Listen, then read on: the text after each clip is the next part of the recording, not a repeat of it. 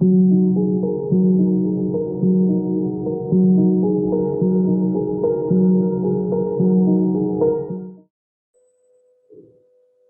is a great pleasure to present you Andy Graham from the Université Paris-Saclay. He will speak about Funtoriality of Coleman theory and p-ádic plus p-ádic functions. Yeah, thanks for the invitation to speak. So hopefully, well, today I want to try and highlight the role of higher Coleman theory and in the construction of p-ádic L functions. And these p-ádic L functions will be related to, meant to be related to Euler systems and the Bloch-Kato conjecture.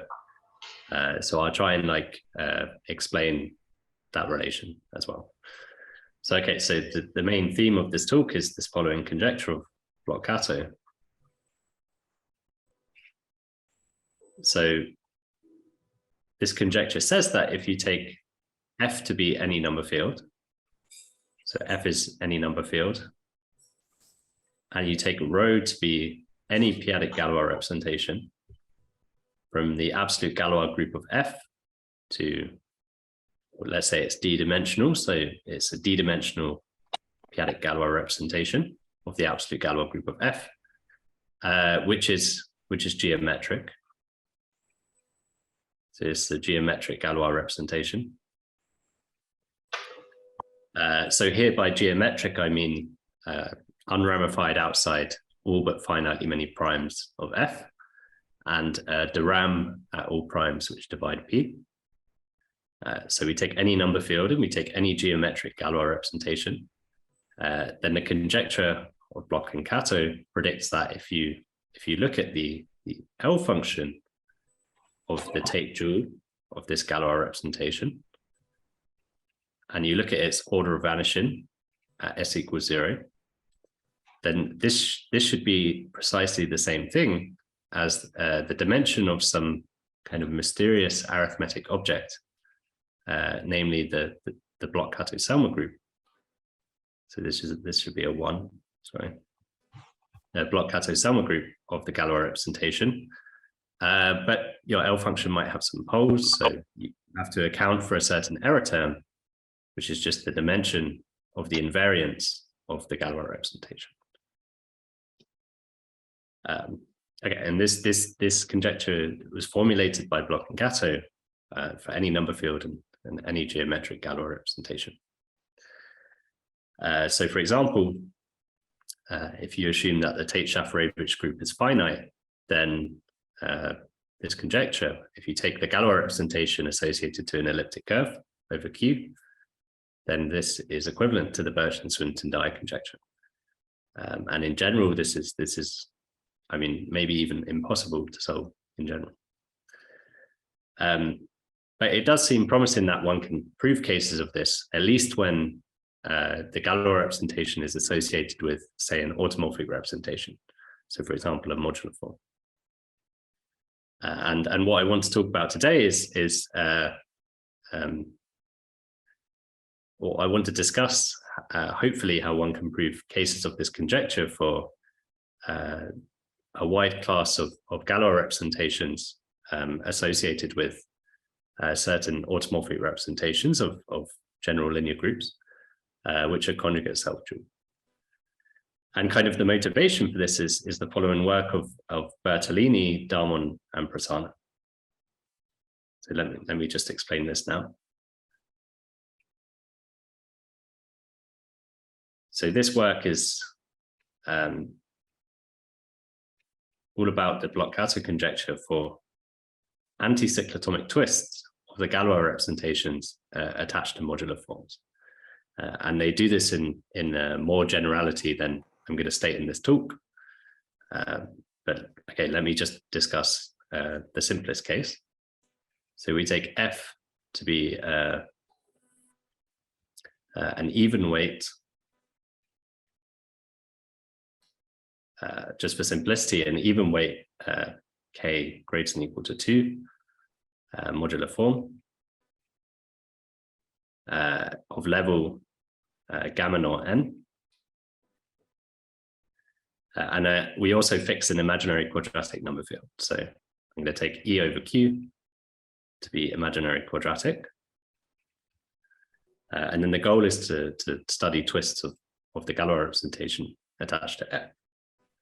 And maybe I should have said, but one of the ways of proving cases of the Bloch-Kato conjecture is to try and construct an Euler system for the Galois representation, and then relate the non-vanishing of this Euler system to the non-vanishing of certain L values.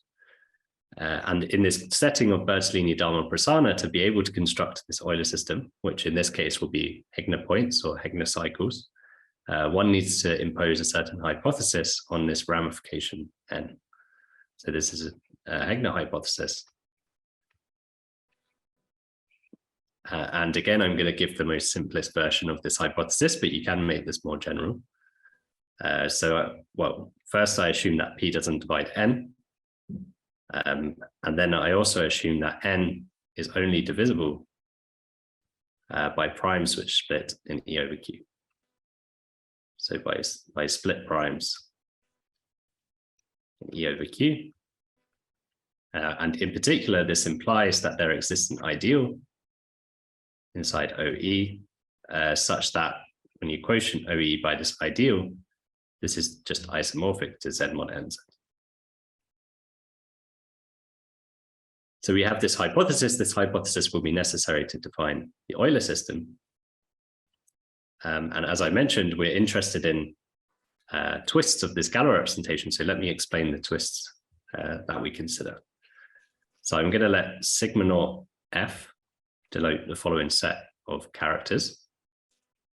So it's going to consist of all anti-cyclotomic algebraic Hecke characters. So these are just algebraic Hecke characters valued in C cross, which are trivial on the Adels of Q. So this is just what it means to be anti-cyclotomic. And we impose some assumptions, namely that the conductor of chi divides n, and the infinity type, which in this case is forced to be of the form J minus J. This satisfies the inequality that J lies between 0 and Cn, and K over 2 minus 1, where K is just the weight of the modular form. So in this region, for this region of twists, this is where your Euler system classes will lie. But I'll say something about this in a moment. But we're also interested in another region of twists, which I'll denote by sigma 1f, which is just the same thing. So anti-cyclotomic characters with these assumptions. Hello. Is that a question? I'm not on a call. Oh shit, sorry. Do you have a question? Oh, sorry, I forgot I was off mute. Oh, okay. So it's the same space of anti-cyclotomic characters, but we assume that J is greater than or equal to K over 2. So what happens is that for the L function that we're going to consider, the sign of the functional equation in the first region is -1, and in the second region is +1. And then the theorem that one proves.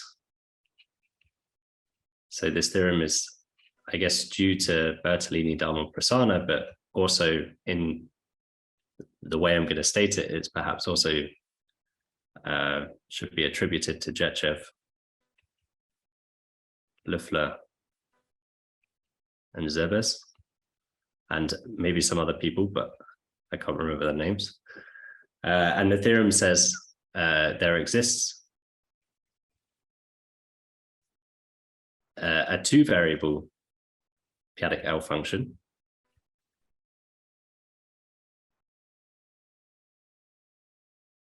which I'll denote by LP F underline and chi underline.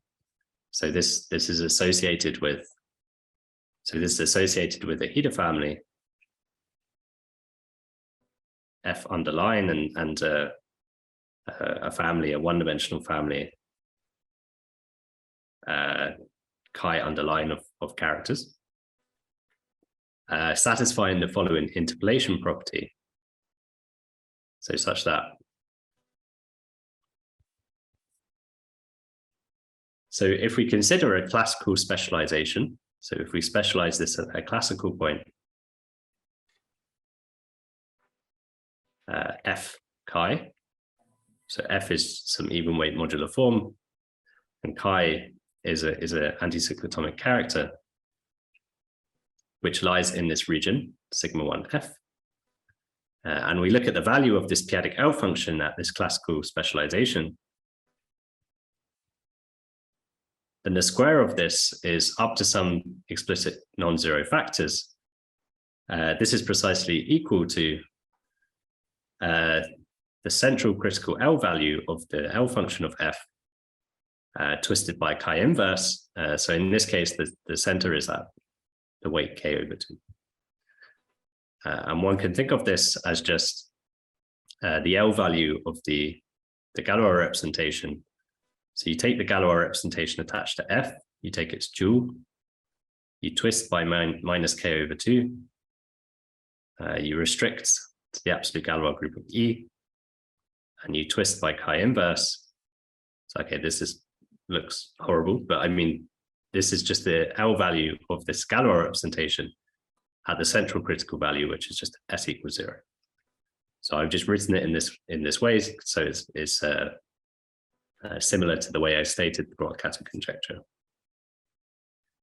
So we have this p-adic L function, which for classical specializations in this region sigma 1 interpolates these L values, or the square root of these L values.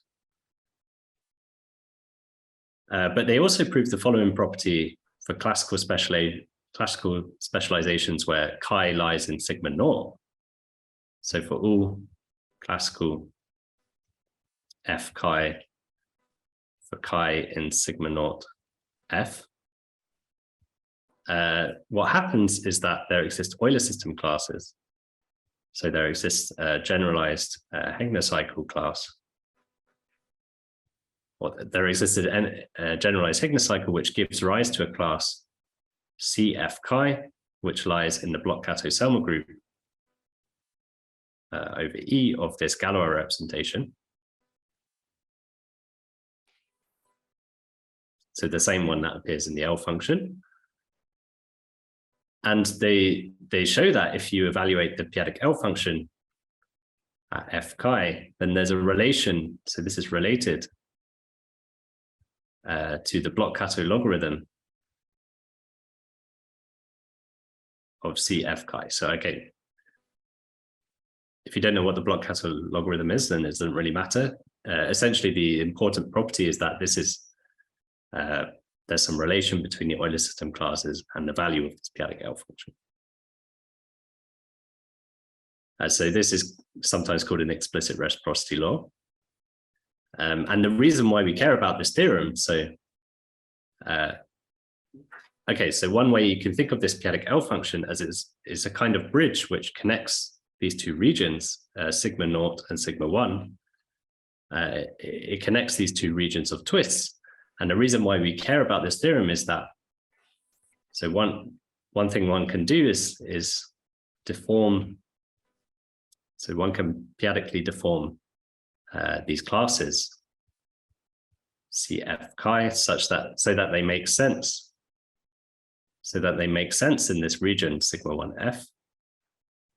So this is a kind of anti-cyclotomic Soulé twisting procedure in some sense. So one can show that these classes deform. And then this theorem plus an Euler system argument implies that if you take a character chi in sigma 1 f and you assume that this value, this central critical L value is non-vanishing, then what do we know? So this implies that the value of the p-adic L function is non-vanishing. And then it also implies, because there's a relation, we can deform these Euler system classes. There's a relation with the Euler system classes, and it implies that this is non-zero. And then by the Euler system argument, this implies that the Bloch-Kato-Selmer group associated with row F, 1 plus k over 2, twisted by chi, is in fact trivial. So in other words, if we know that the order of vanishing is 0, then we can show that the dimension of the Bloch-Kato-Selmer group is also 0. And to be able to go from the first condition, the non-vanishing, to the triviality of the Bloch-Kato-Selmer group, it's crucial that we pass through this p-adic L function. And this is really the key tool which allows us to connect these two sides of the Bloch-Kato conjecture. So i.e. let me just, yep. So the first L value, LF, chi minus 1, k over 2, why is non-zero? Is the sign is minus 1, something like that? Maybe I should write it like this. You suppose that is non-zero, and then I mean, you suppose, yeah. Okay. Yeah, you suppose that is non-zero, then this implies that the Bloch-Kato-Selmer group is trivial.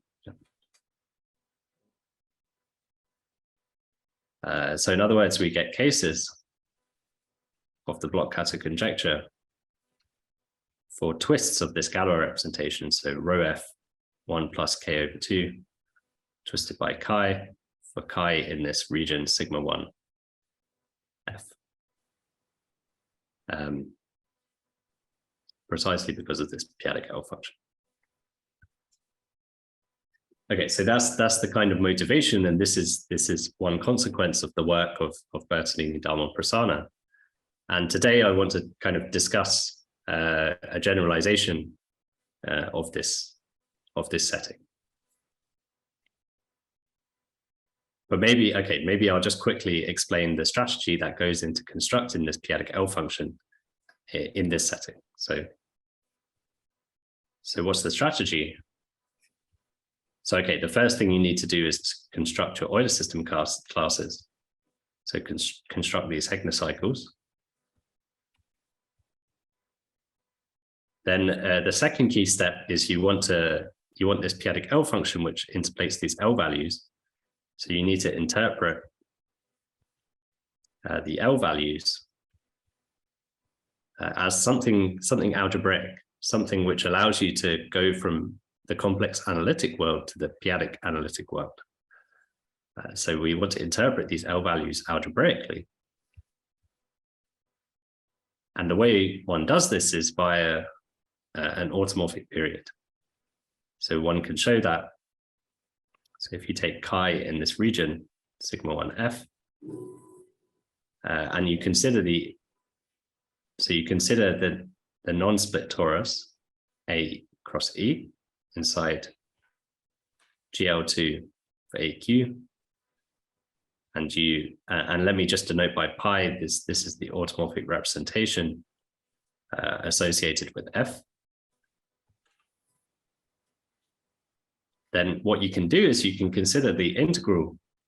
So you can take some phi in pi, just take some automorphic form, and you can consider the integral of phi over this torus, modulo some extra stuff, but you can consider the integral of this automorphic form over this torus integrated against the value of chi inverse. And if you consider the absolute value of this squared, then this is up to some explicit constants. This is equal to this central critical L value that we're interested in. So this is commonly referred to as Gauss-Berger's formula. And the key point is we can phrase these L values that we're interested in terms of automorphic periods. And the point is, so the left-hand side can be interpreted as a pairing So it can be interpreted as a Serre duality pairing between, so we have a class chi inverse. So I explain the notation in a minute, but we have another class, delta j minus k over 2. And then we have a class eta f. And we pull this back under a certain map, and we pair this, we do a Serre duality pairing between this chi inverse and the pullback of this class.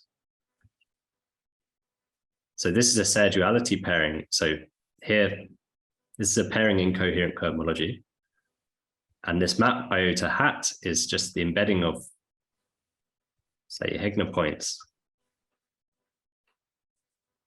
inside modular curves.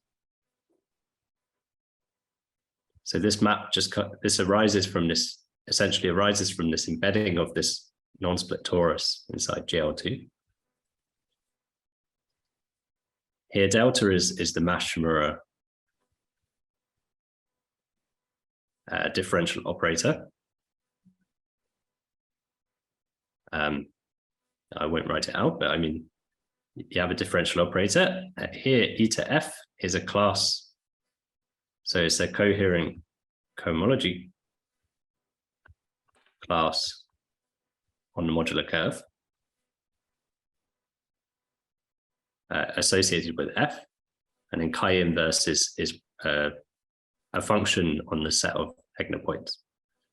And so what you can do is you can apply this differential operator to this class, eta f, a certain number of times, pull this back to this finite set of Heegner points, and then integrate against this character chi inverse, which I guess in this case will just be a sum, because the smaller thing is 0 dimensional.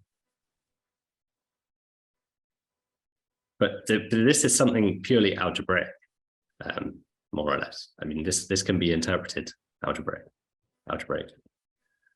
And now that we have varieties in the picture and we have Serre duality pairings, we can now consider the analog of this pairing in the p-adic world. And what one can do, so now to construct the p-adic L function,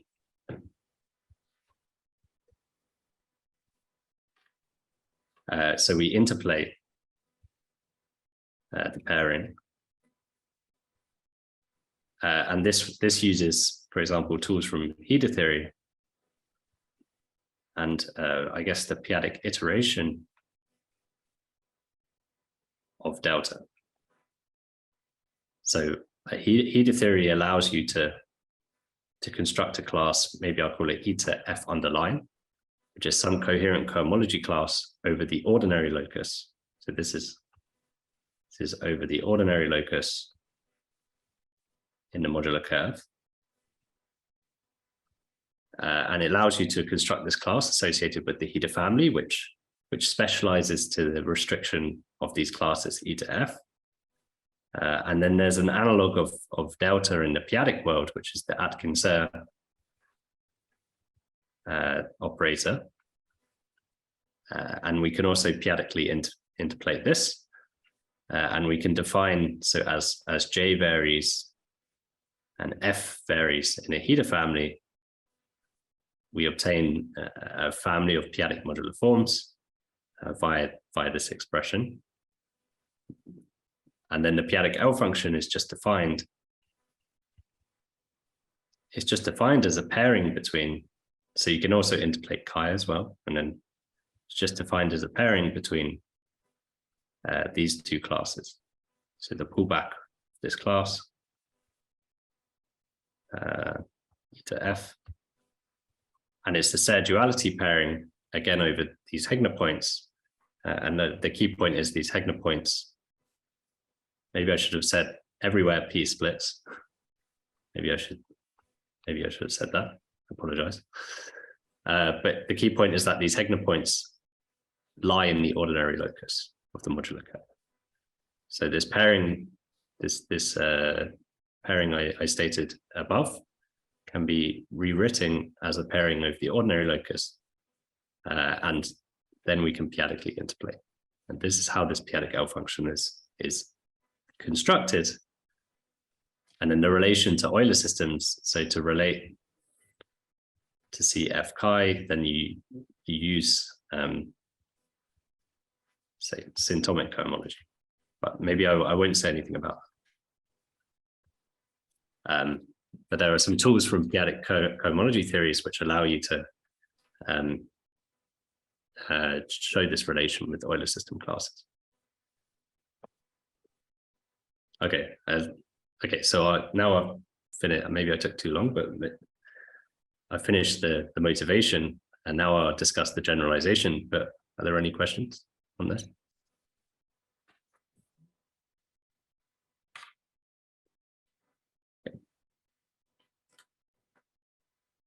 Okay, so let me describe a generalization of this theorem. So maybe one question. So just yeah.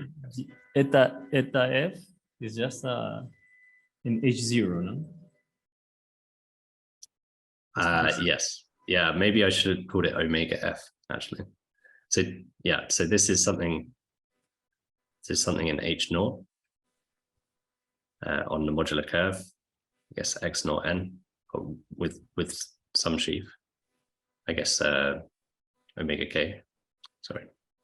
For this reason, they don't need hierarchy.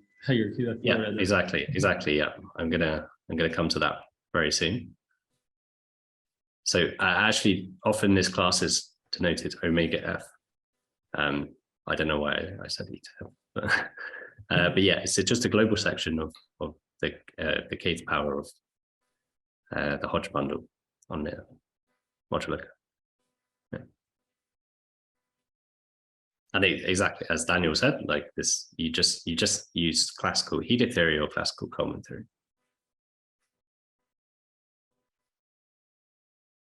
Okay, so how do we generalize this? So what should be our generalization of the modular form? So I mean, if you look at this automorphic representation attached to this modular form, then you look at its Langlands parameter, then up to a twist, this Langlands parameter is valued in SL2 of C. And SL2 of C is the same thing as the symplectic group in two variables. So perhaps we should look at automorphic representations of GL2n, whose Langlands parameter factor through the symplectic group in 2n variables. So let me take n greater than or equal to 1 to be any odd integer. This you can remove this assumption, but let me just make this assumption for simplicity. Then the automorphic representations, which are going to be the generalization of modular forms that we will consider, are so regular algebraic cuspidal automorphic representations of the general linear group GL2n Q, which are of symplectic type. So of symplectic type, which what I mean by this, you can be more general, but what I mean by this is the Langlands parameter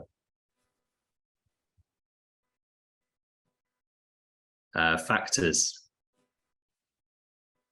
through the symplectic group in 2n variables inside the general linear group in 2n variables. So it's kind of a polarization condition on the automorphic representation, and this condition actually implies that pi is self-dual. And with this kind of polarization condition, thanks to the work of many people, we have an associated p-adic Galois representation. So I'll denote this by rho pi. This is a 2n dimensional p-adic Galois representation. And also, what we find is that the Galois representation, so also rho pi.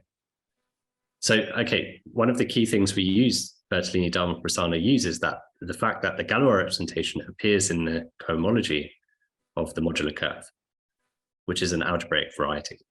And we want the same thing to happen here. So we need the Galois representation to appear in the cohomology of some algebraic variety. And there's a natural candidate for that with these conditions that I've imposed, namely a Shimura variety attached to a unitary group. So if we restrict this to the absolute Galois group of E, then this appears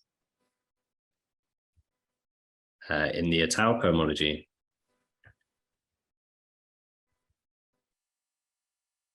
of, let's say, XG, which is a Shimura variety for a unitary group, which will have signature 1 to n minus 1. You can arrange it so that has signature 1 to n minus 1. And this is good because now we have the thing that we're interested in is in the cohomology of some algebraic object. So now we can freely pass between the complex world and the p-adic world by using different cohomology theories and different techniques. And again, we have a Heegner hypothesis,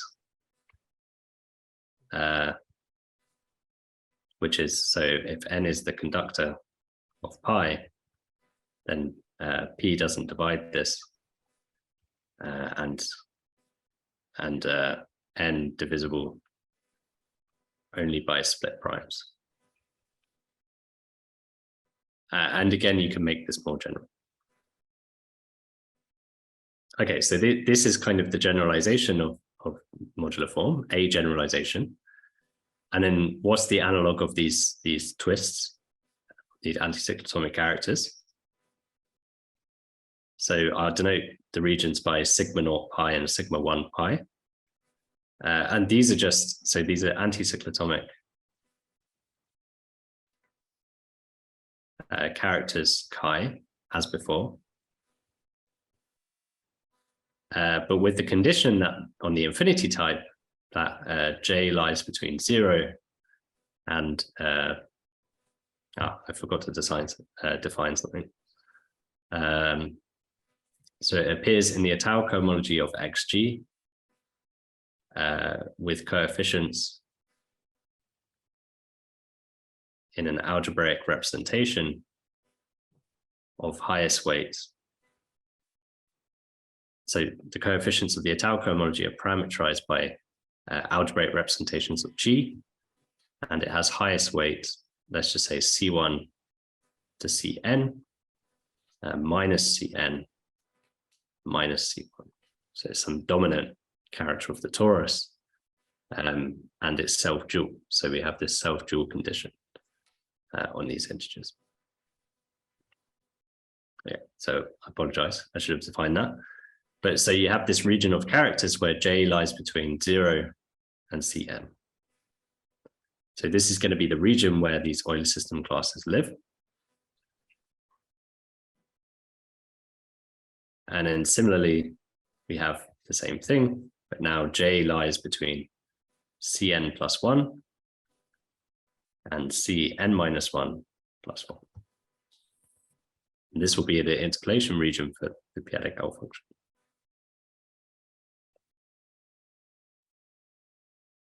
Okay, and then, so what do we want? So we want Euler system classes generalizing Heegner cycles. We want a generalization of Wurtz-Berger's formula.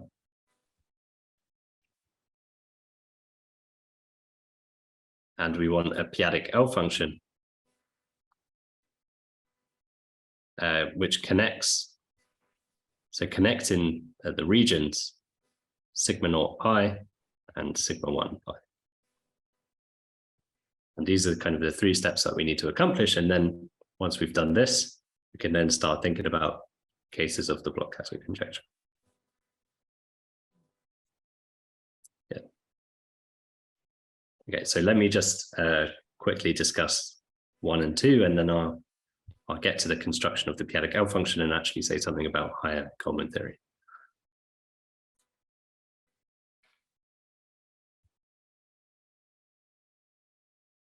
Okay, so how do we define these Euler system classes?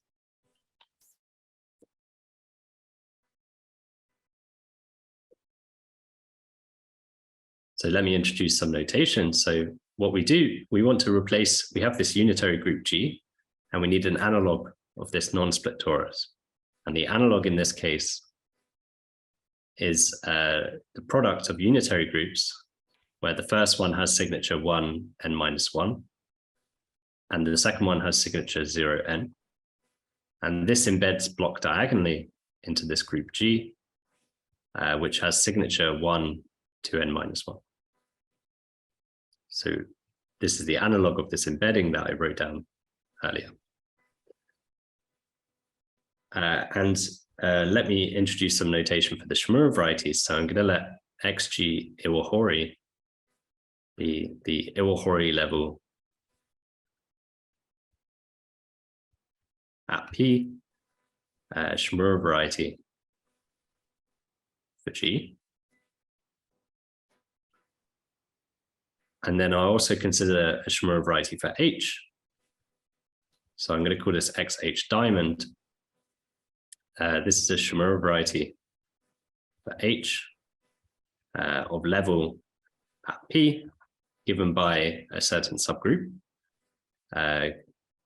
So it's going to be you're going to take the Iwahori subgroup for G, and you're going to conjugate by a certain element, gamma hat, and then you intersect with HQP. And this is for some appropriately chosen element, gamma hat, in GQP. So I'll say something more about this element later on. But this is really important for the higher Coleman theory. Can I ask you two questions very quick? Yeah.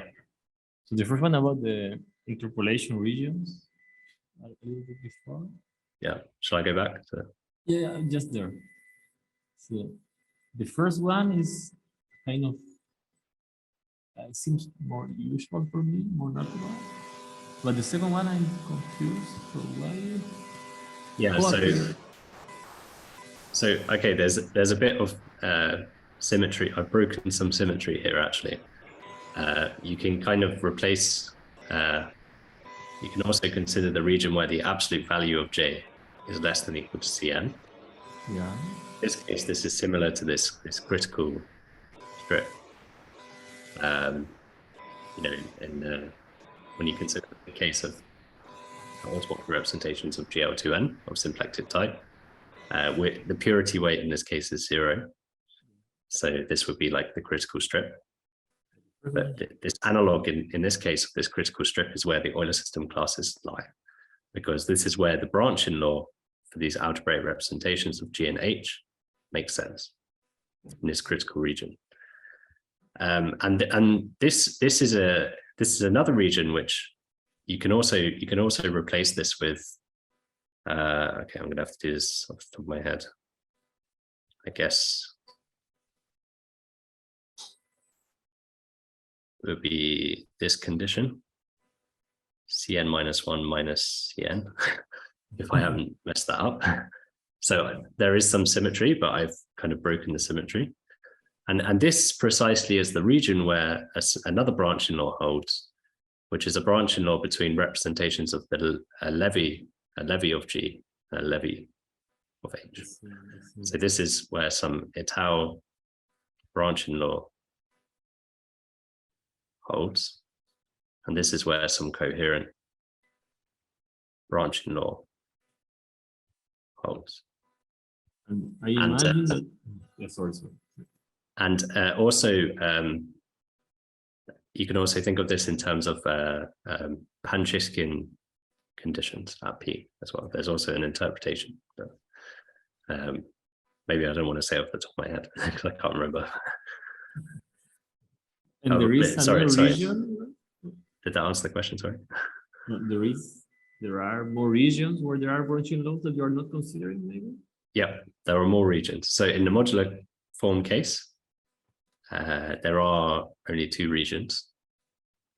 Well, if you don't break the symmetry and you have this absolute value, then there are only 2 regions in the modular form case.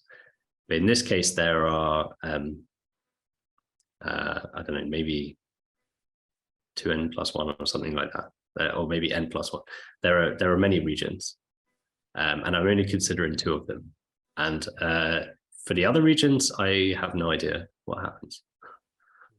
So yeah, it's quite mysterious. I think you predict like for the next region. So you have this region sigma naught, and then this region sigma 1 like borders this region.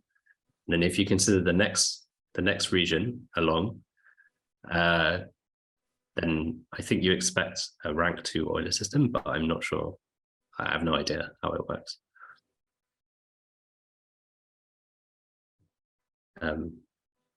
Did you have another question, or?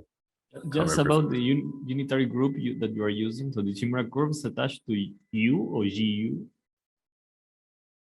Shimura varieties? Yeah. No, just to fix in my mind. No, So, I don't want to. So actually similitude. Okay, just to. Yeah, it's not for the arguments, but just like explaining the arguments, it doesn't matter. But for technical reasons, yeah, you use similitude groups. But morally, you can just use unitary groups. Just, I don't want to change that. You change that. It's just to fix in my mind. Okay. Thanks. Yeah, so sorry, there are kind of a lot of things. You can also work with the CM field as well, but yeah, I'm just kind of brushing that all under the rug. So this has dimension 2n minus 1. So from the signature condition, and this has dimension n minus 1. And there's a map between these two, which I'll also call iota hat, which is essentially right translation by gamma hat. And so then how do we define the Euler system classes? So this is joint work with Wakar Shah. Maybe I'm stating it more generally than we actually did in the paper, but this should still work. So if you take chi in sigma naught pi, then you have a Euler system class. You have Euler system classes. C pi chi, which is just a generalization of this CF chi inside the Bloch-Kato-Selmer group of this Galois representation over E. Sorry.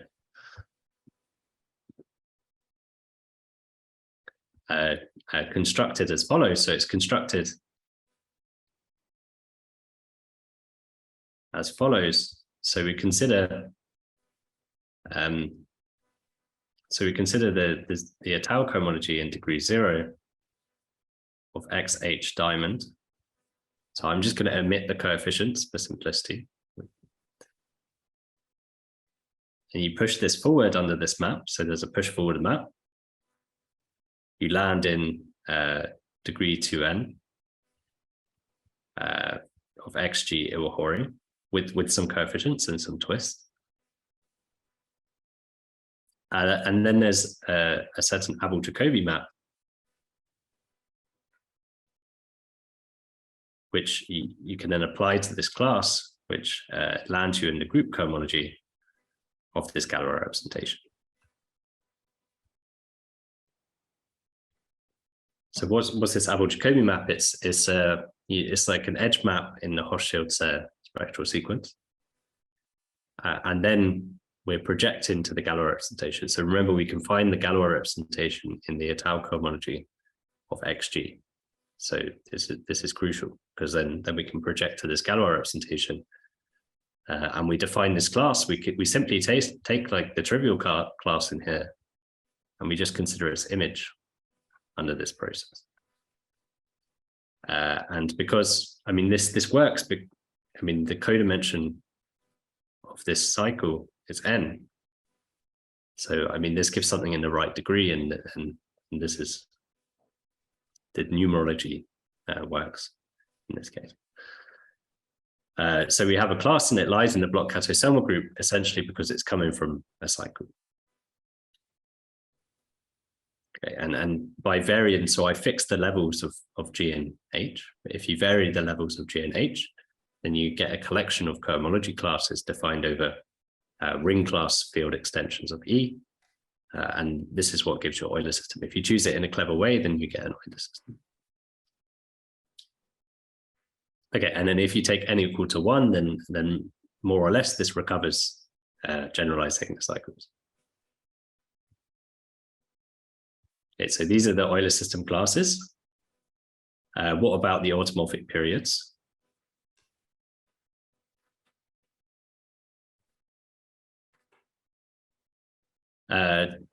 So the automorphic periods, so we need an analog of Wolff-Berger's formula, and this is work in progress by Zhao and Zhang, Wei Zhang, on unitary Friedberg. So they're called unitary Friedberg-Jacquet periods. And so their work in progress shows that if you take, so if you consider this L value that we're interested in,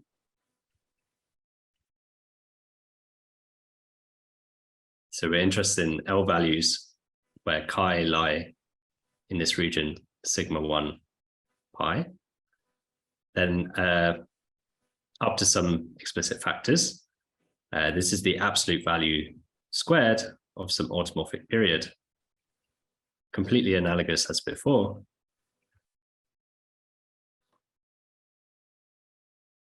So det of H1 over det of H2 squared, where H is a general element of the subgroup H. So it's a product of two groups, so you have two elements. Phi is some class in automorphic representation, sigma of G, which has the same Galois representation as pi, base change to the Galois group of E. So that, I didn't say this, but there exists like an automorphic representation of G, which has the right Galois representation.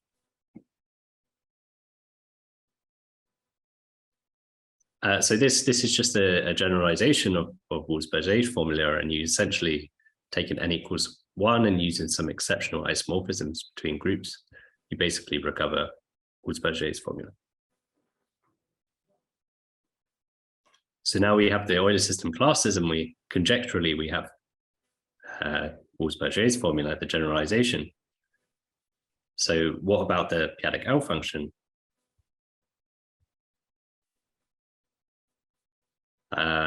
And so this is what I want to describe for the rest of the talk, the following theorem.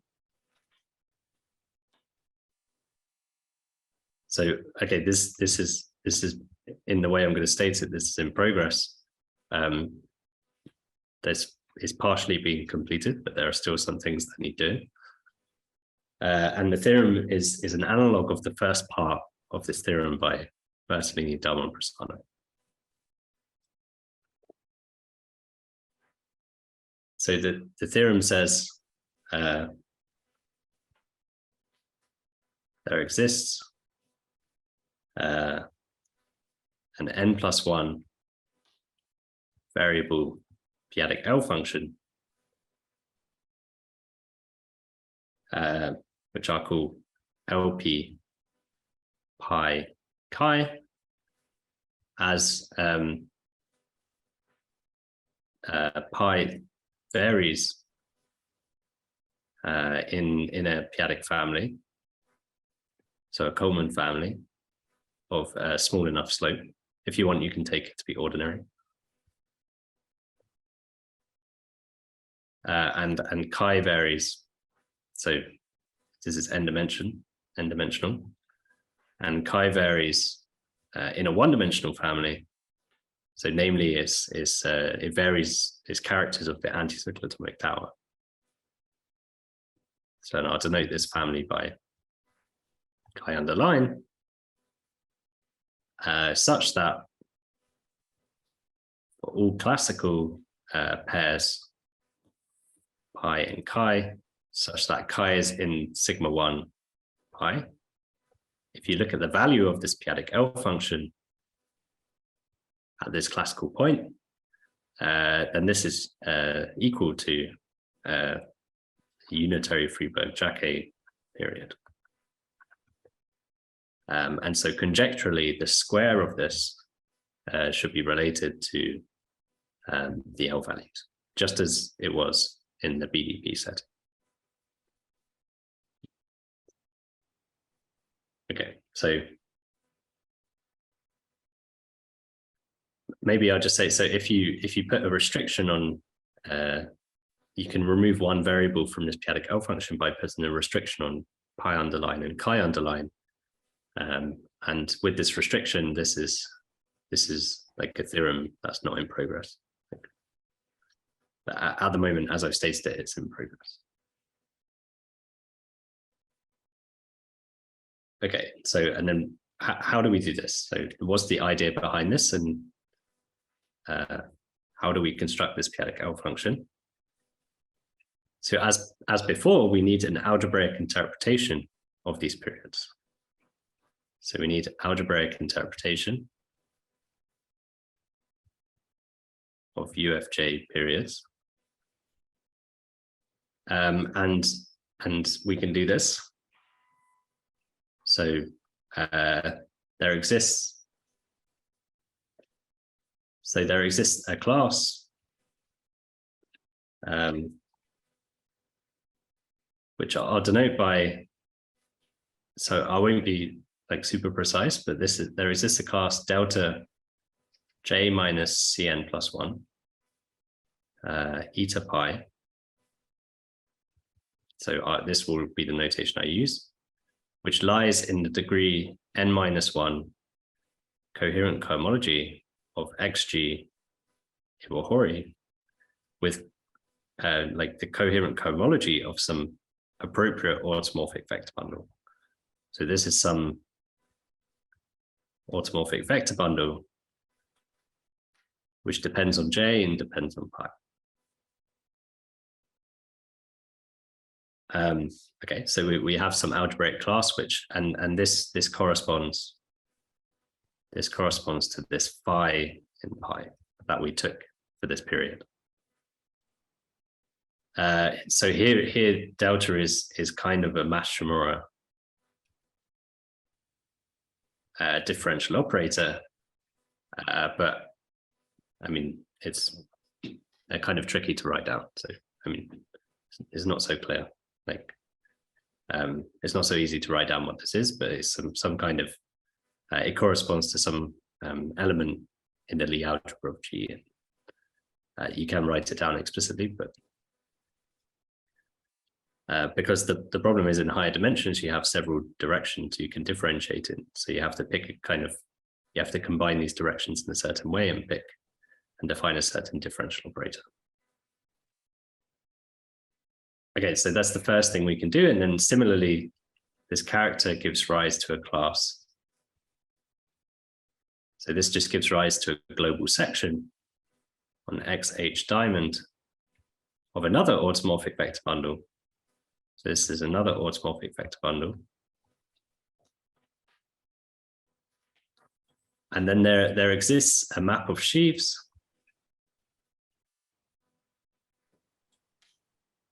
So because we're in this region, so because we take chi in this region, this is what I was saying earlier. Sorry, this should be pi. Because we take chi in this region, we have a map of sheaves between the pullback of V kappa J and the Sergel of WJ. And then the work of Harris and Junsu implies that we can write the period as a pairing, a Serguality pairing between the pullback of this class and chi inverse. And it's a Serguality pairing over XH diamond. Was there a question? Sorry, I don't know. Oh, maybe not. Maybe no.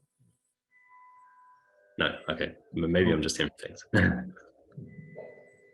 so that there's this map of sheaves which only exists in this certain region, and then you can write this period as this pairing. Okay, so we have the algebraic interpretation, and then the idea is to now we want to p-adically interplay the pairing. So i.e. we want to p-adically interplay chi inverse delta e to pi and the pairing itself.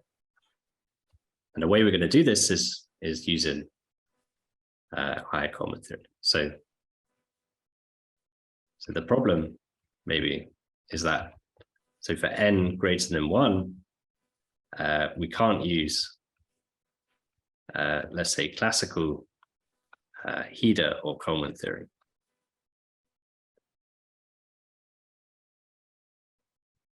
And why is, like, what's the reason for that? I guess this was also already mentioned by Daniel earlier, but the point is that this class, we have this class in degree n-1. So what you would normally do in the theory of Coleman theory or Hida theory is you would have some global section of some automorphic vector bundle, and then you would restrict this global section to a certain piece of the ordinary locus inside xg. And then you would p-adically interpolate this class over this piece of the ordinary locus. But if you try to copy this same strategy in this case, so you have this class which lies in degree n-1, and if n is greater than 1, and you try to copy this strategy, then when you restrict it to this piece of the ordinary locus, it's automatically 0. So it will automatically vanish, and this is because the cohomology of this piece of the ordinary locus will vanish in degree greater than 0.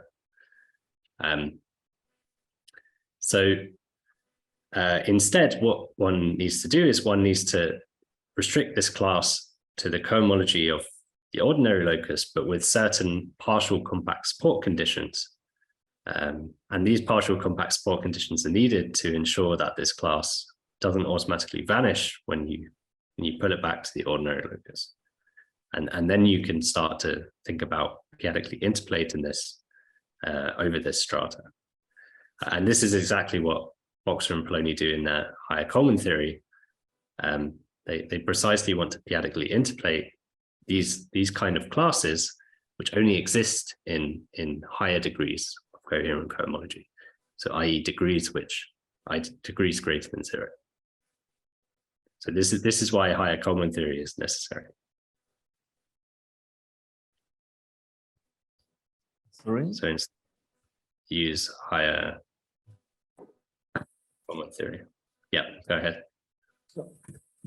So because the degree is bigger than 0, I see that you need to use something else than usual Hida theory, but you mentioned also this stuff about the compact support, the support conditions that all appear in this.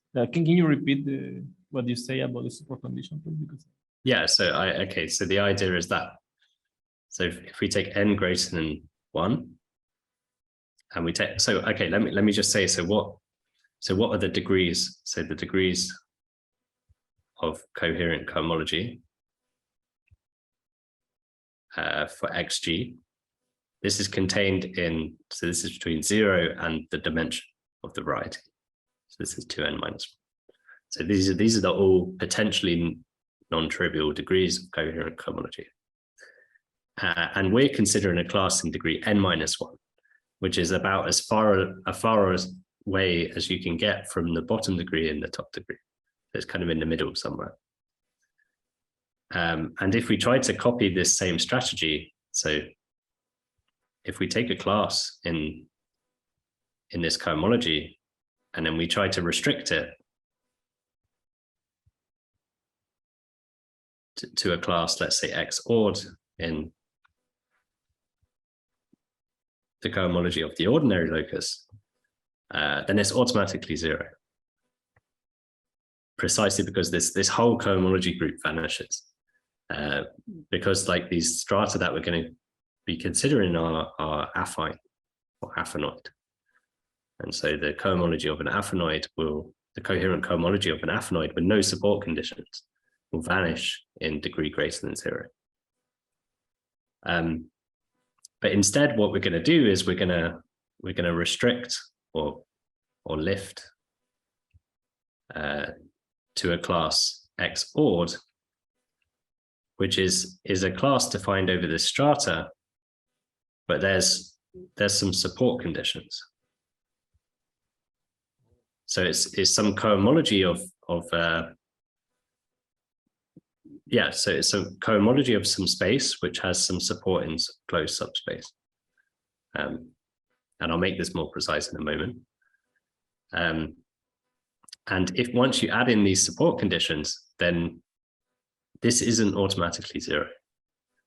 And so you're not just pulling back something and trying to interpolate something 0. You really do, you end up getting an isomorphism between, like, for example, the ordinary part of this cohomology group and the ordinary part of the whole cohomology group over the whole of XG. So you don't lose any information when you restrict this cohomology group. Whereas if you don't have any support conditions, then if you try and restrict, then you lose everything. And so that's this is the kind of the theory that Boxer and Poloni describe in their higher Coleman theory paper. Did that answer the question, or? Yeah, perfect. Thanks. Okay, so for the rest, how long do I have, by the way? I don't want to take too long. As you want. So we have booked this room till 12 here, so you have one. Okay, I won't take that long. So you can. But maybe as you want. When you are tired, you can stop. And maybe I need like maybe 20 minutes, but hopefully I won't take that long. Oh, it's perfect. Yeah. Okay. Feel free to leave if people want to. Okay, so for the rest of the talk, I'm going to actually say something about higher Coleman theory and try and describe these support conditions, and then explain how to define the p-adic L function, and then I'll stop. Okay, so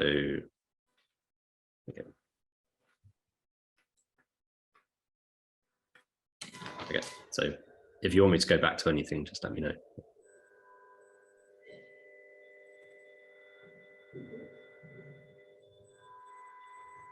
So let me try and explain what I mean by functoriality of higher Coleman theory.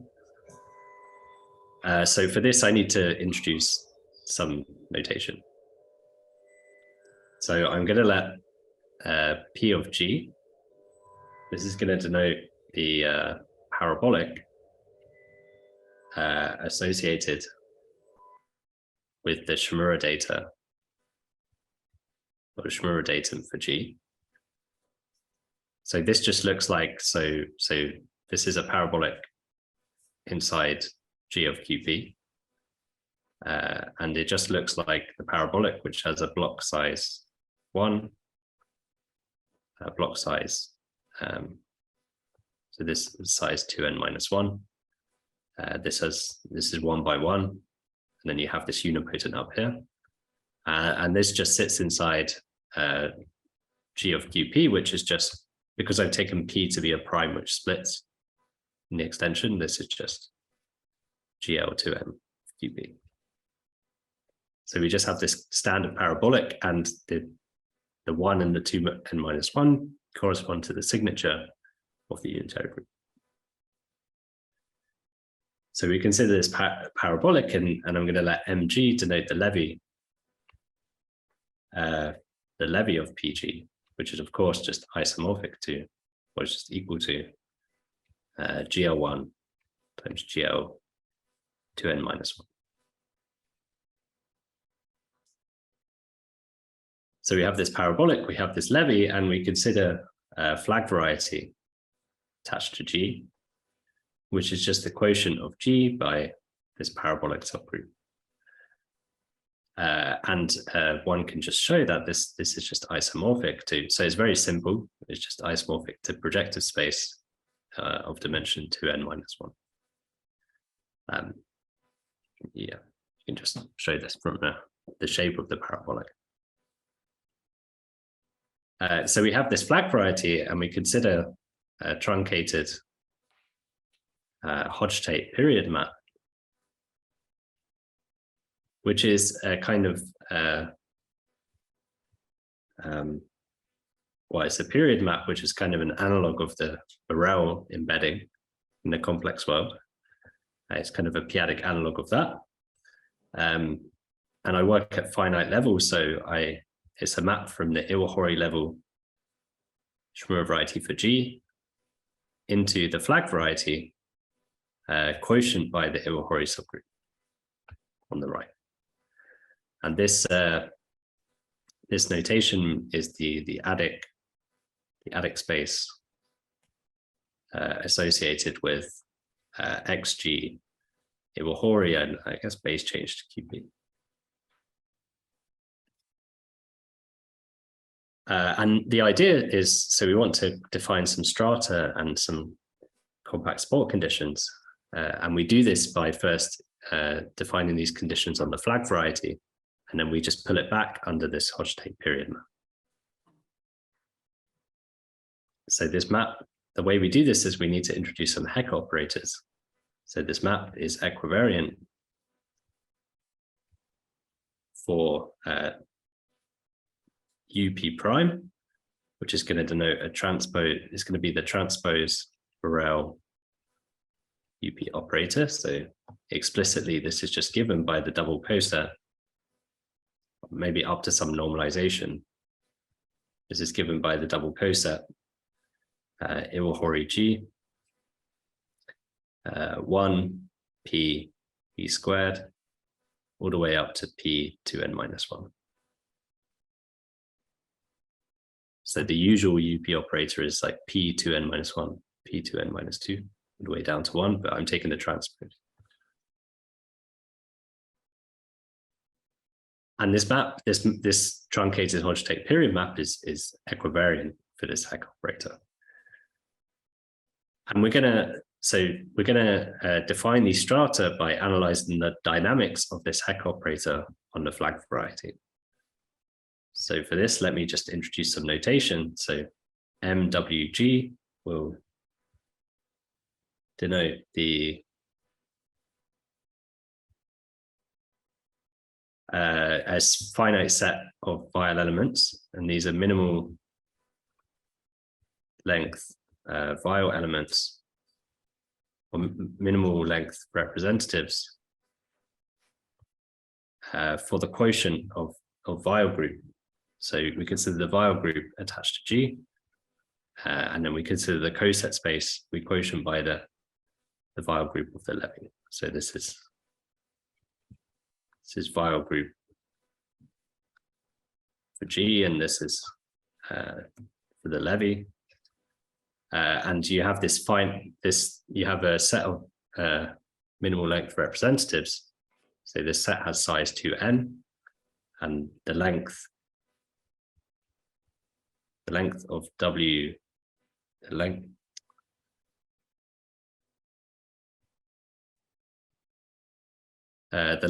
of Wi is equal to I.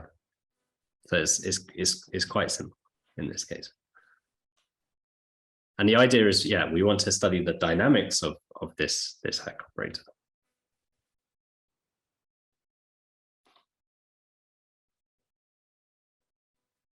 So first thing is, so we want to study the dynamics on the flag variety.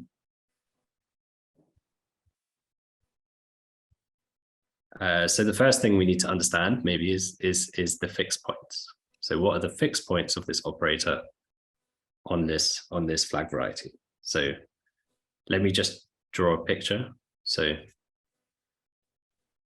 if this line represents this flag variety quotient, this Iwahori subgroup, then we have these points which correspond to these elements of this this set MWG. So I'll denote these points by W0, W1, W2, and then all the way up to w to n minus 1, where this notation just means we just consider this double coset. So this is just some point in this flag variety. And it turns out that these are the fixed points. So you can quite maybe easily show that these are the fixed points of UP prime. So we know what the fixed points of this operator are. So now to understand the dynamics, we need to know what kind of fixed points these are. I mean, are they attracting fixed points? Are they repelling fixed points? Or maybe they have mixed behavior. And what ends up happening is that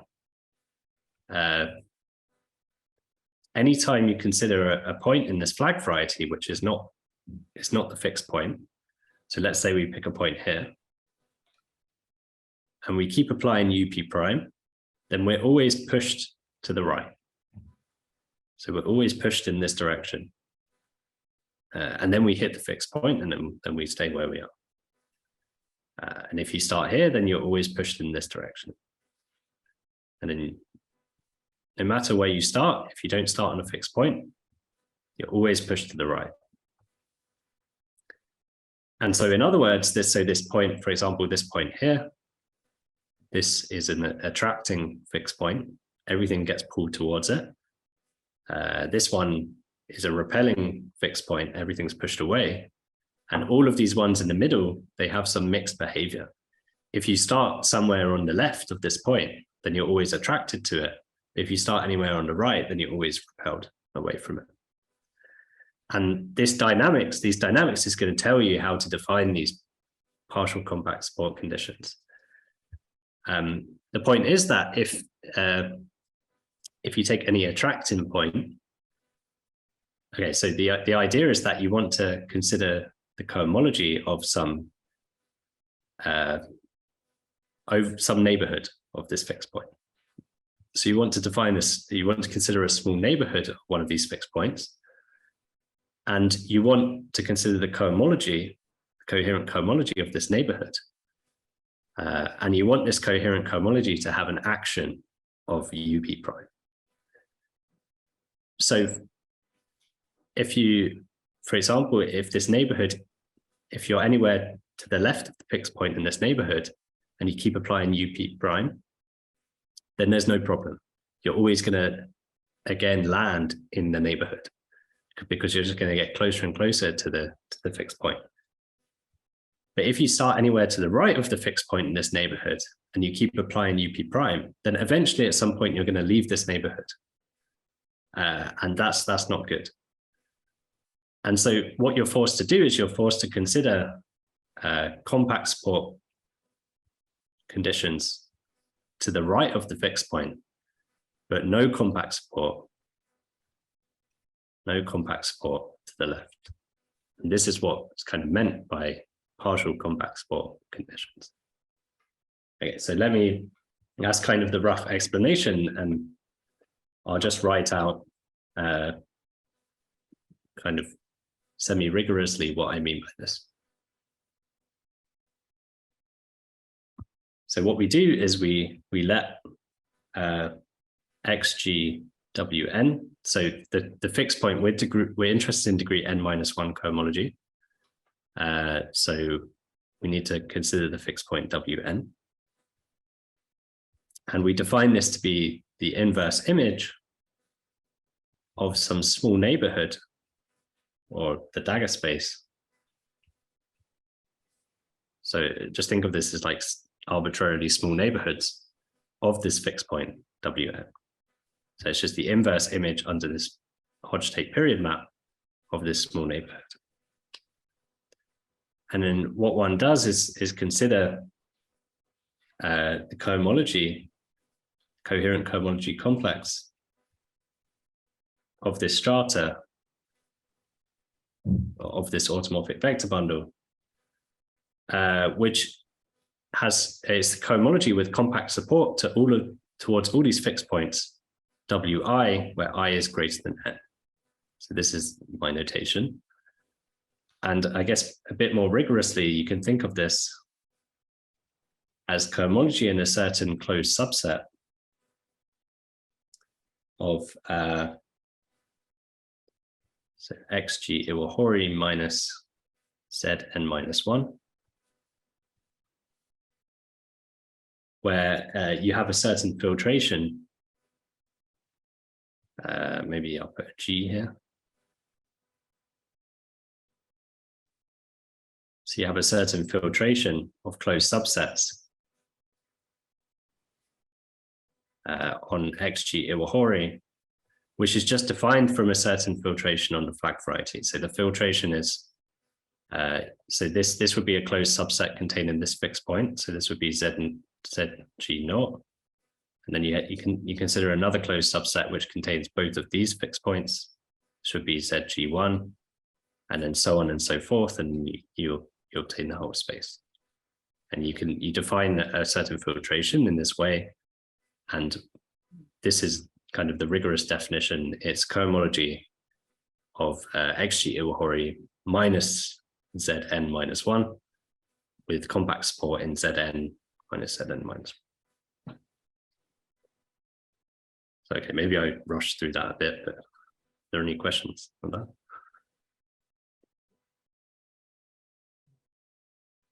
But yeah, all of these filtrations just drop out naturally from studying the dynamics of UP prime. That's kind of the key point. And then we have the following theorem. So let me just state it correctly. So the first part is due to Boxer and Poloni, which says that,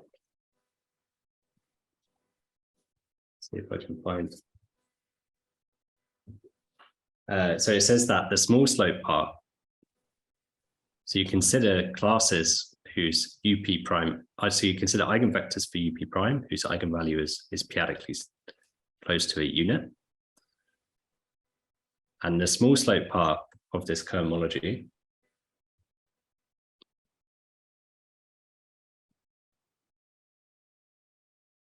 so I denote this by SS. This is just concentrated, so its cohomology is just concentrated in degree n-1, which is precisely what we wanted.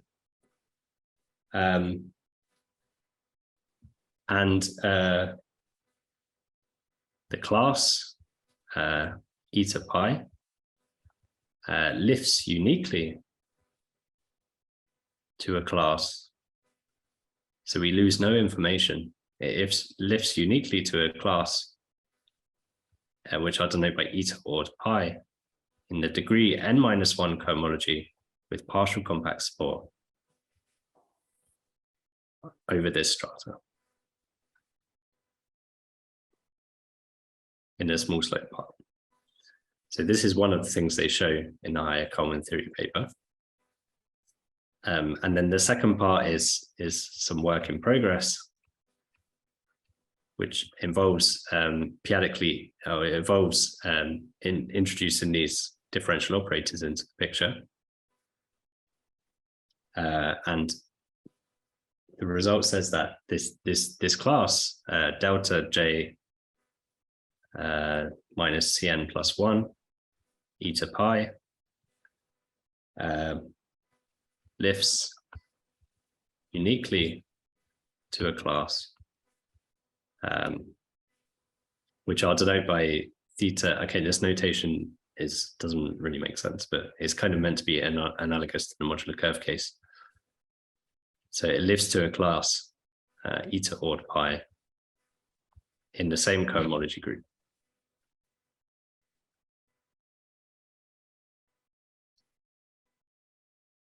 Okay, but not small slope. Sorry, this should be Cn plus 1. Okay, so we can restrict things to ordinary loci and we lose no information. And plus eta pi odd can be interpolated to eta pi underline ord. So as pi varies in the p-adic family. So Boxer Poloni showed this. And also the work in progress is that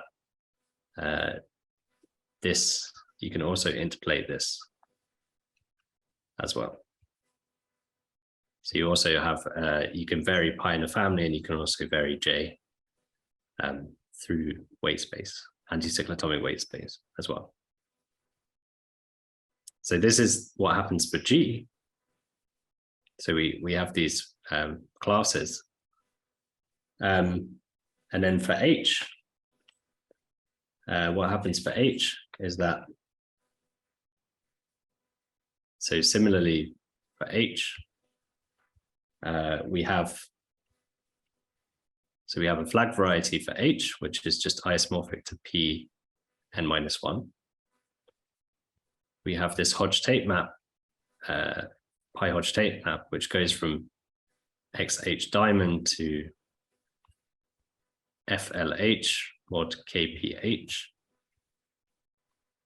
where this is just this conjugate group, which I defined earlier. And we have a filtration. We have a filtration similarly as before. So now it's n-1 H, and this is the whole space.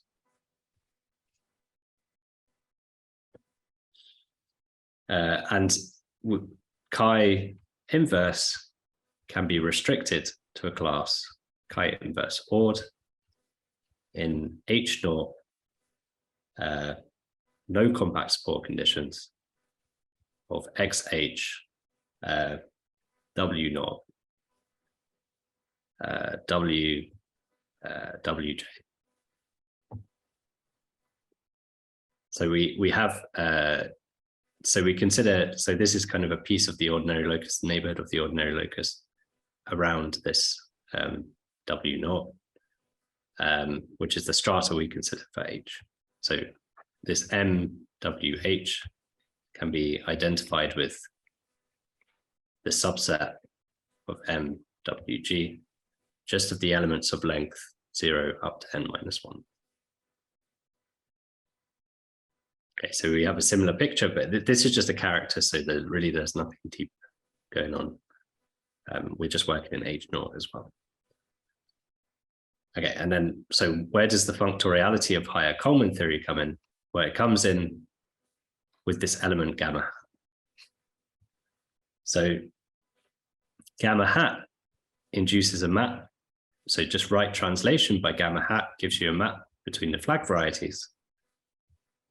And this map, what happens, so also we have a map between KPH and Iwahori G. And what happens is this puts the filtrations, so it puts this filtration in general position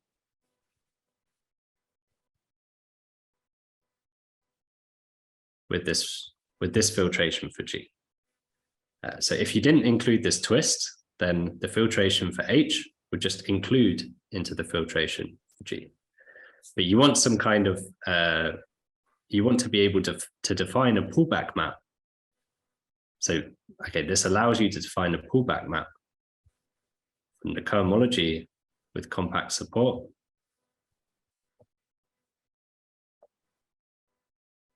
to the compactly supported cohomology of XH W0 WJ Ju.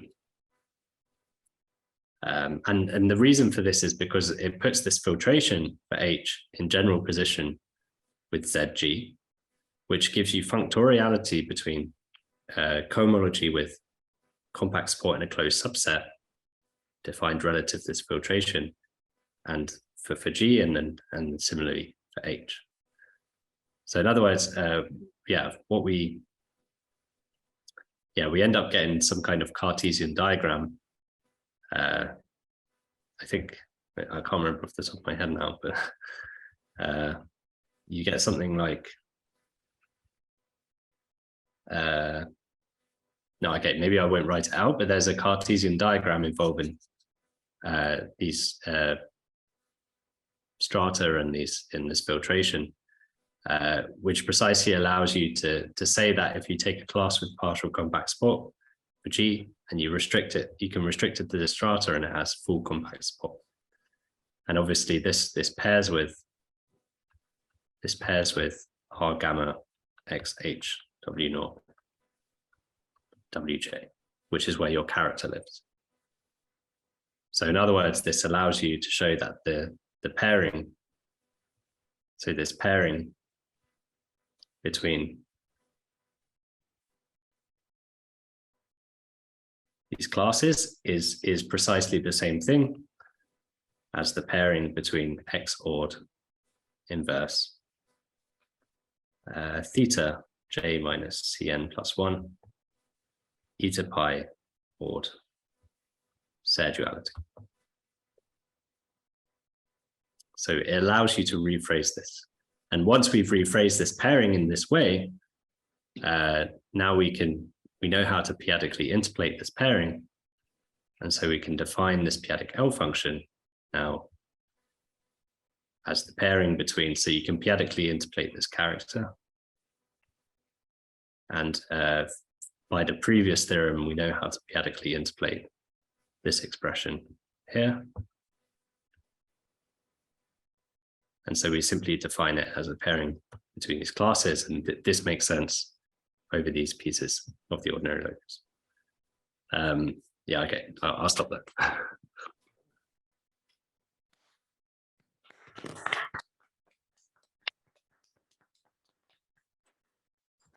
Oh, thanks a lot. Someone have questions? Do you have questions there and here, maybe? Antonio, maybe you have a question? Yeah, like maybe just a couple of technical ones that I'll start with one. Andy, can you explain if there is a relation between this twist of the embedding that you choose, this gamma tilde, and possibly something Archimedean, in the sense the relation between the automorphic period and the L function doesn't really see this gamma tilde, but it certainly sees like a lowering operator, no, of the weight of your Archimedean component of your form. Does this choice of gamma tilde reflect somehow this? And if not, can you like say in 2 words what this theta operator would do? Like well, okay, maybe so I'm not sure there's a relation between gamma hat and the Archimedean world, but let me first say why gamma hat's important. I forgot to say. Well, the point is, so gamma hat is a representative of an open orbit inside GKP. So you have the Borel of G and you have the subgroup H, and it's representative of this open orbit. So this is Zariski open and dense, which is basically which is why they're in general position with each other. And also, like, if you can write this as some element U, you can write this as gamma times Wn, maybe inverse, no, I can't remember, but you can write this like this, and this lies in the parabolic. And if you project this to the levy, so let's call this U, then this is also an open orbit for B mg times mh inside mg. So then the representation theory works. I'm not sure. Does it come up in the complex setting?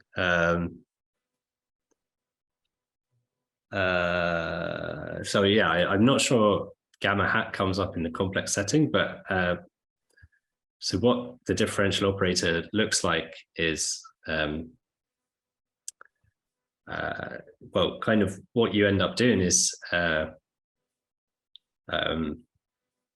So you have like, say you have your automorphic representation, and then you start with something in the lowest K type. So you start with something in the lowest K type. And you need this to be in, so let's put a G here, and you need this to be an eigenvector. You need this to be an eigenvector for KH infinity, because you want your period to be non-zero, and it's like an H equivariant functional. And it turns out that if you want to, so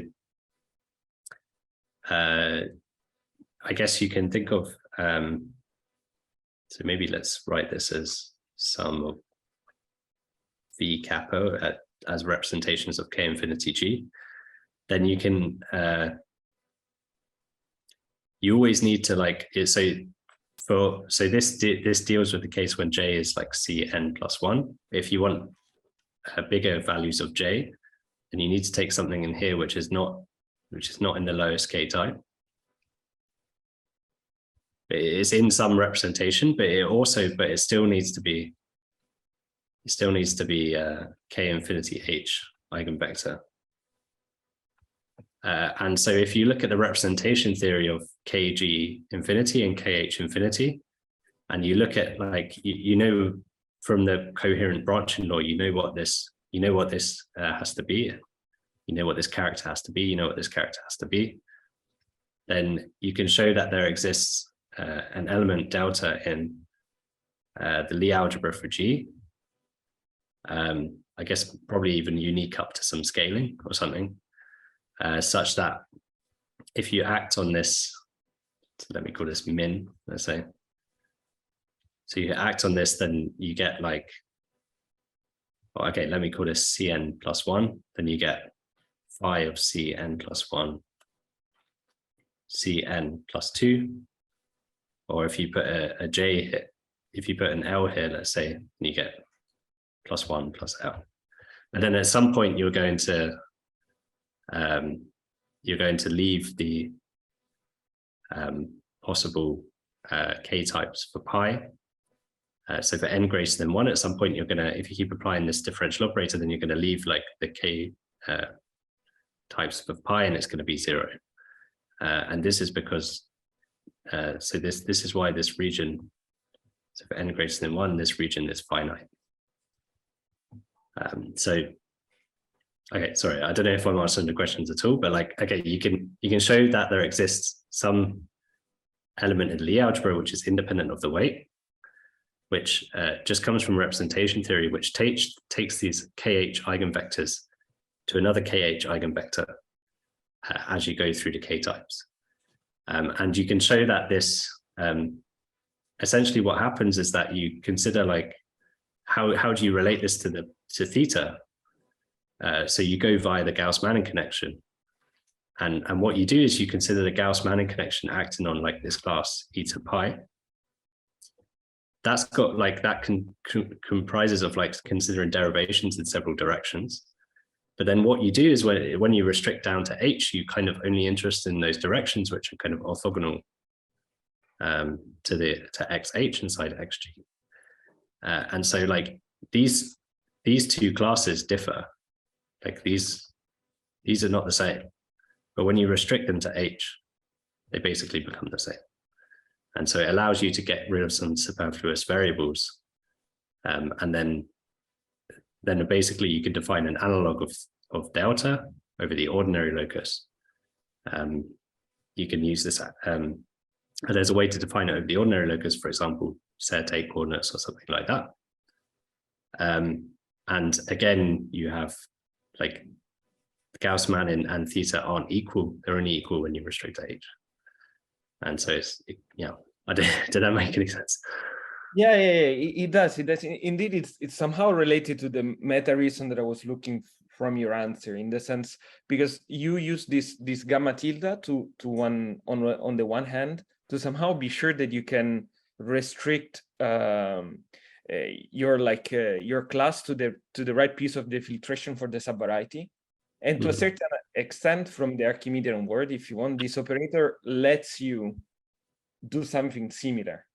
And like my question was just motivated by the fact that somehow on the one hand you work with a discrete series, I guess, of something that is holomorphic in n variables or n-1 variables, right? And on the other hand, you like consider the corresponding Weil elements, no, Wn. That is like, so that's why I was just like, it seems that there must be like some kind of like meta comparison between the two things. But yes, like yeah, you yeah, agree. yeah, because like, yeah, you consider this discrete series, which is not holomorphic or anti-holomorphic, is kind of a mixture. But the Gauss-Manning connection only sees like differentiation in holomorphic directions. It turns out the directions, when you restrict to H, the only directions that you're interested in end up being holomorphic. But over G, like you have several anti-holomorphic directions that I have no idea how to interpolate those p-adically. But so really, yeah, everything only works when you restrict to H. And I don't know, I think maybe I see this as like an analog of the unit root splitting and the Archimedean splitting agreeing on CM points, I guess. I mean, that's what's used in BDP, and then you also have to use a similar thing here. But Okay, great. But this is still work in progress, though, so there's still. Yeah, I understand, but it's very, it sounds very, very interesting. And yeah, thanks for the super nice talk, by the way. Thanks. More questions, observations, maybe? Critics? I have a question. You choose the XGWN to work with. This piece of, Wait, sorry, which XGWN? Yeah, you choose this piece of the Shimura variety to develop, to work and to perform this, maybe this idea that you mentioned before, that the class in the ordinary locus is 0, but in some part of it is not 0. So you choose here XGWN. There is that is related with what? With differential law, maybe, or there is a reason why to choose this part and not other. Well, in general, you would put where's the theorem? In general, you would like put an I here, and then an I here, and then this would be concentrated in degree 2n plus 1 minus I. And so, well, I mean, I guess if you have no compact support, you can only hope to have things concentrated in degree 0. And if you have full compact support, you can only hope for things. So all of these strata are affine. So, and you can think of this as like, you take the ordinary locus in the Iwahori-Shimura variety, and the ordinary locus is a disjoint union of 2n pieces. And each of these pieces are indexed by these Weil elements. And if you take, wait, if I get this the right way around, if you take W2n minus 1, then you get the canonical locus. You take W0, you get the anti-canonical locus. And then the other ones in between are kind of mixed behavior. I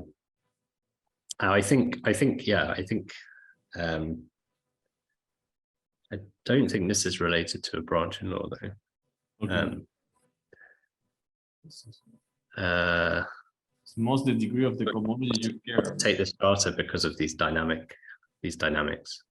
Like you can't, yeah, like okay, so the point is like this has dimension 0, says dimension 1, says dimension 2n minus 1, and you want to consider like degree n minus 1. So you want to consider like that each of these like complements like affine, and so you want to consider roughly, and you want to consider like degree n minus 1. So you kind of want to consider some strata, this strata, which can be covered by n affines. So if you think in terms of like Czech cohomology, then you want something covered. If you want, so this is covered by n affines, which implies the cohomology is concentrated in degree 0 to n-1. Hopefully I've got that right. But then you also want to get rid of the stuff degree less than n-1. And that's when you're taking this. You can think of this as kind of full compact support in this space in some sense. So you first cut down to a space covered by n affines, and then you kind of do like some compact support. And because you want an action of UP prime, you're forced to take the specific strata from like the dynamics.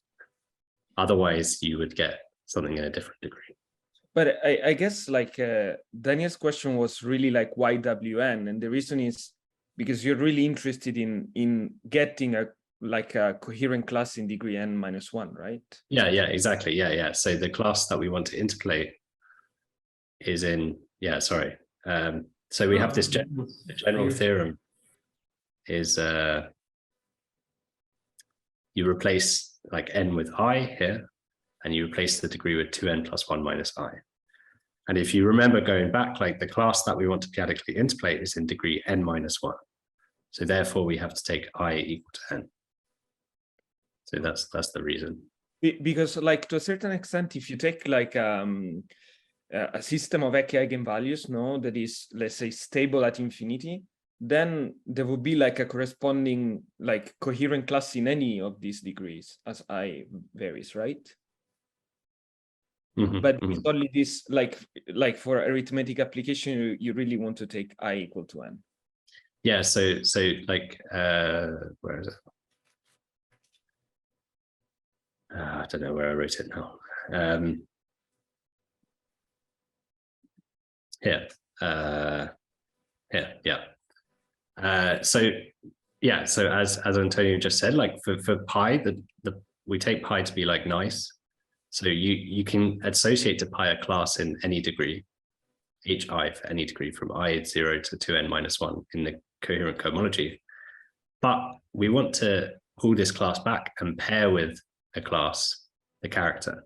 But I'm pretty sure the character you should just think of as like a function on the connected component of xh.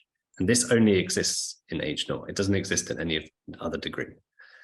So in order to pull something back and pair with the character, we need to the thing that we pull back, we need to land in the top degree cohomology of xh. So this has dimension n-1. And so this we need to pair chi with something in the top degree. Therefore, we're forced to consider a class in degree n-1. So even though you can associate to pi other classes in other degrees, for the period to be interpreted algebraically, we're forced to consider n-1. Yeah. Thanks a lot. It's very clear. More questions, or maybe not. So let's thanks again to Andy.